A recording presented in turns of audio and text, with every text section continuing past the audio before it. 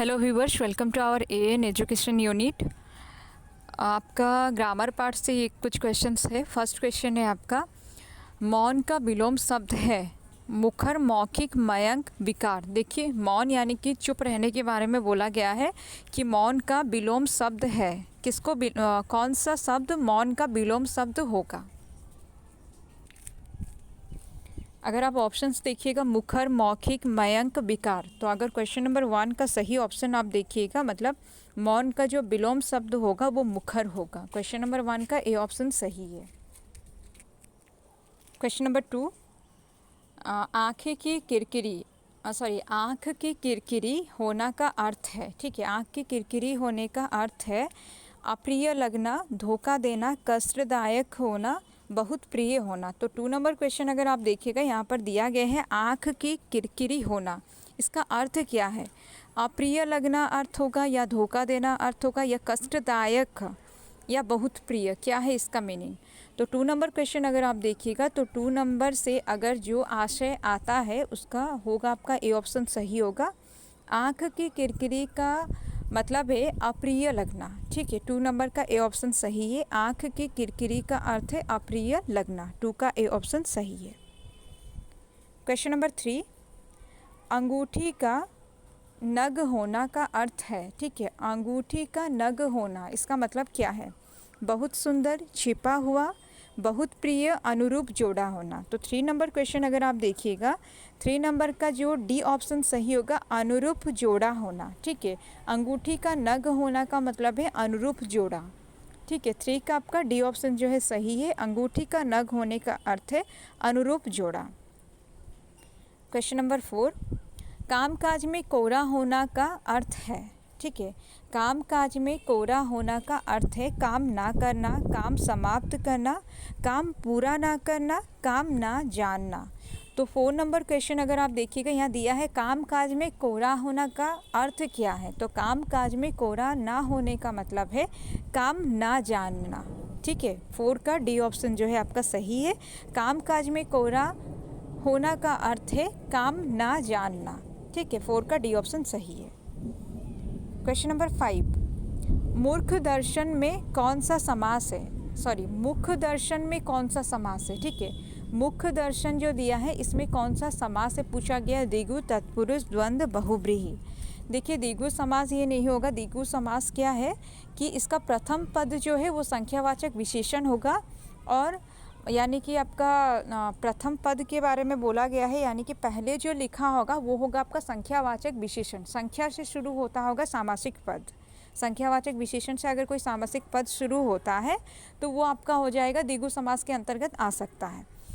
लेकिन यहाँ पर देखिए, ए ऑप्शन में द्विगु समास दिया है, सी ऑप्शन में द्वंद्व समास दिया है। यहाँ पर अगर मुख्य दर्शन देखिएगा, इसमें कोई संख्या नहीं है तो ये द्विगु समास नहीं होगा।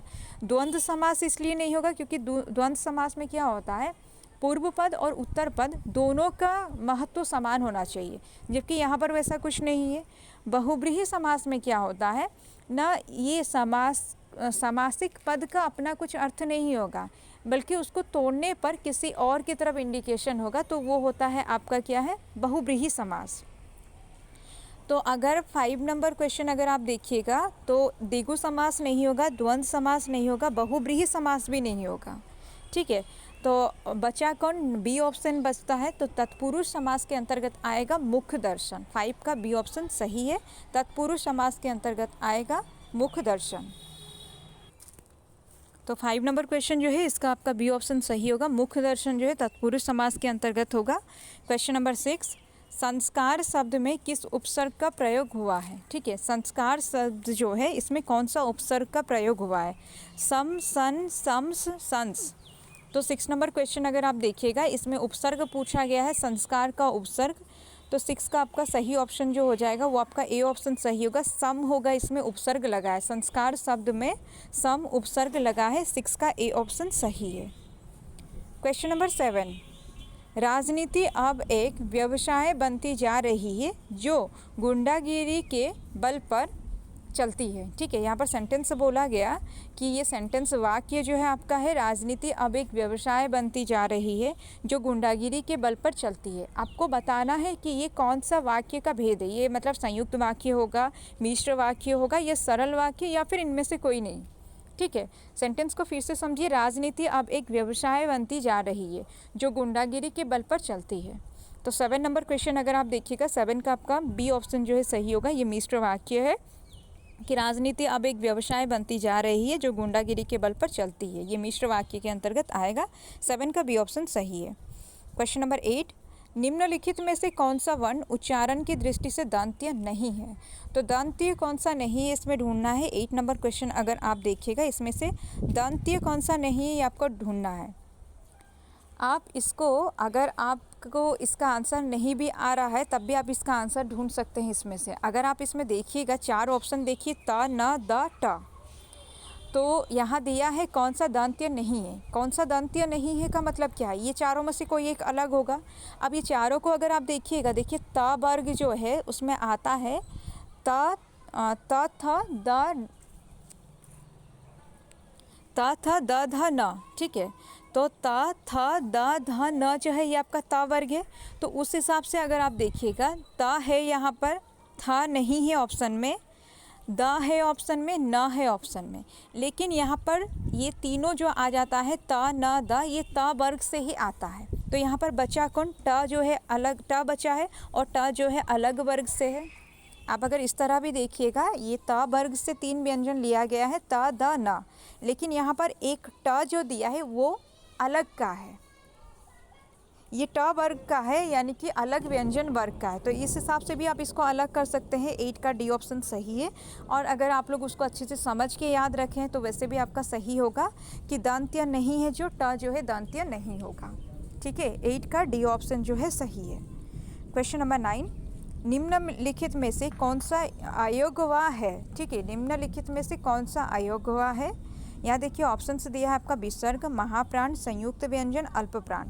तो अगर 9 नंबर क्वेश्चन देखिएगा, 9 का ए ऑप्शन सही होगा। ये जो है आपका विसर्ग के अंतर्गत, विसर्ग जो है आपका अयोग्यवा के अंतर्गत आएगा। अनुस्वार और विसर्ग को अयोग्यवा के अंतर्गत रखा गया है। 9 का आपका जो है ए ऑप्शन सही होगा। देखिए हमारा कोर्सेज भी चल रहा है, अगर आप में से कोई भी ज्वाइन करना चाहते हैं तो आपको कमेंट में इसका डिटेल्स मिल जाएगा, आप लोग ज्वाइन कर सकते हैं। बाकी कुछ भी हो, कैसे भी हो, प्रिपरेशन को जारी रखिए। बहुत सारे आप में से अक्सर सब क्या कर रहे हैं, क्योंकि एग्ज़ाम एक्सटेंड हुआ है तो अभी प्रिपरेशन को बिल्कुल साइड में रख दिए। वैसा अगर कीजिएगा, आपका अभी तक का मेहनत जो है वो भी बेकार हो जाएगा, क्योंकि हम अगर पढ़ना बंद करते तो सब कुछ भूल जाते हैं। तो रिवाइज़ करते रहिए, पढ़ते रहिए, नहीं तो जो भी पढ़े वो भी भूल जाइएगा। क्वेश्चन नंबर 10 देखिए, तालव्य व्यंजन है च, छ, ज, झ, मतलब ए ऑप्शन में दिया है तालव्य व्यंजन में से आपको पूछा गया है कि ए में दिया है च, छ, ज, झ, मतलब वर्ग के हिसाब से आप देख लीजिए, च वर्ग है, ट वर्ग है, त वर्ग है और प वर्ग है। तो इसमें से आपको ढूंढना है कि कौन सा तालव्य व्यंजन है। तो हर व्यंजन वर्ग को अगर देखिएगा, इसमें 4 व्यंजन वर्ग दिया है, प वर्ग, त वर्ग, ट वर्ग, च वर्ग। इसका सही ऑप्शन जो है वो आपका ए होगा। च वर्ग जो है, च, छ, ज, झ जो है ये आपका हो जाएगा तालव्य के अंतर्गत आएगा। 10 का ए ऑप्शन सही है। च, छ, ज, झ जो है आपका तालव्य व्यंजन है। क्वेश्चन नंबर 11, क्वेश्चन नंबर 11 देखिए, सत्याग्रह में प्रयुक्त संधि का नाम। ठीक है, सत्याग्रह में कौन सा संधि सत्याग्रह जो शब्द है इसमें ये कौन सा संधि के अंतर्गत आएगा, ये आपको पूछा गया है। दीर्घ, गुण, वृद्धि, यण संधि। तो 11 नंबर क्वेश्चन अगर आप देखिएगा, इसका सही ऑप्शन जो है, इसका ए ऑप्शन सही होगा। सत्याग्रह जो है दीर्घ संधि के अंतर्गत आएगा। 11 का ए ऑप्शन सही है। क्वेश्चन नंबर 12, सत्याग्रह का सही संधि विच्छेद। ठीक है, 12 नंबर क्वेश्चन में दिया है सत्याग्रह का सही संधि विच्छेद। सत्या जड़ ग्रह, सत्य जड़ आग्रह, सत्य जड़ ग्रह, सत्य जड़ आग्रह। तो यहाँ पर पूछा है आपको सत्याग्रह। ठीक है, तो अगर आप 12 नंबर क्वेश्चन देखिएगा, इसका डी ऑप्शन सही होगा। सत्य जोड़ आग्रह होता है सत्याग्रह। दीर्घ संधि में क्या होता है ना, दीर्घ में आपका मात्रा हमेशा से दीर्घ में रहेगा। तो सत्याग्रह में य में आ की मात्रा है, इस हिसाब से वो दीर्घ संधि के अंतर्गत आया था। अब अगर सत्याग्रह का तोड़कर देखिएगा, उसका संधि विच्छेद अगर कीजिएगा, सत्य जोड़ आग्रह होगा। तो 12 का डी ऑप्शन जो है वो सही है। क्वेश्चन नंबर 13, स्वातंत्र्य संग्राम में हजारों वीरों ने अपने प्राणों की आहुति दी। इसमें से आपको ये जो स्वातंत्र्य जो दिया है इसका सही शुद्ध रूप को आपको चुनना है चारों ऑप्शन में से।